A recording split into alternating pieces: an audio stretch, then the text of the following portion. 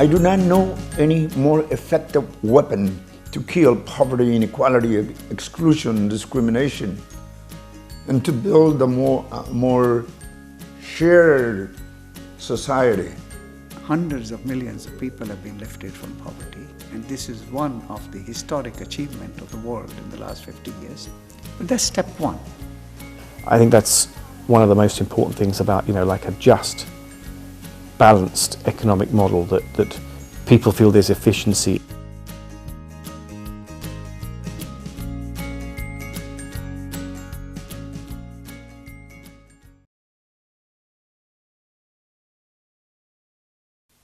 We need to grow in order to distribute better, in order to kill poverty, inequality, exclusion.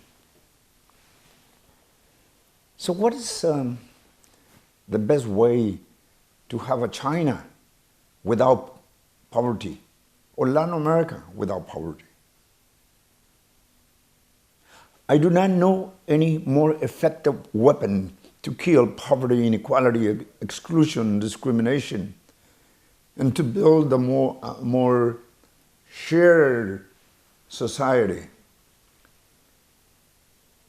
We'll live it so we can live in peace and with no great differences, is investing in the minds of our people. It's much more profitable than investing in the mines, gold, silver, copper, oil. That means investing in nutrition, healthcare, and quality of education. Quality of education, quality of education. That is the best way to free a country, a nation, a continent, the world.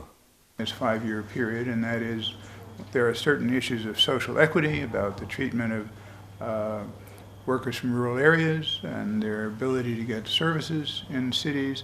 There are environmental issues that also need attention. So, and some of those issues might not show up in GDP numbers, although they might be extremely important for the welfare of the population.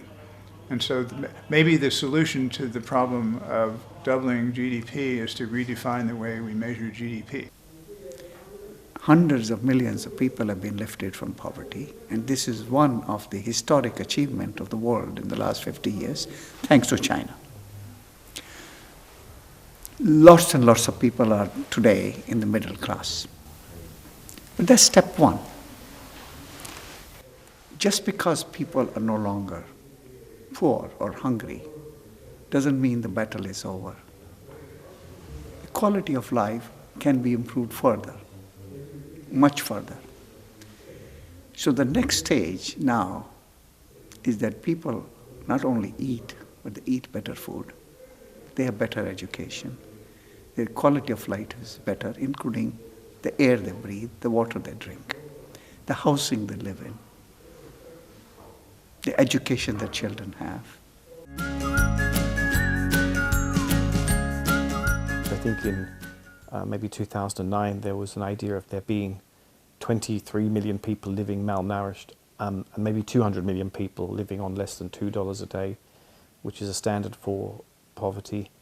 Well, now I think living standards on the whole have risen, so people's sense of being poor kind of probably is stronger than before, even though they may, in relative terms, comparatively not really be poor. There's a lot of people beyond the 80 million who feel that they're not doing well.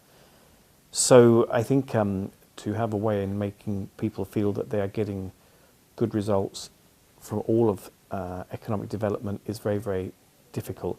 I think that's one of the most important things about, like a just, balanced economic model, that people feel there's efficiency. So the quality of life needs to be improved. And that's true not only for China, it's true for every country. It's not unique.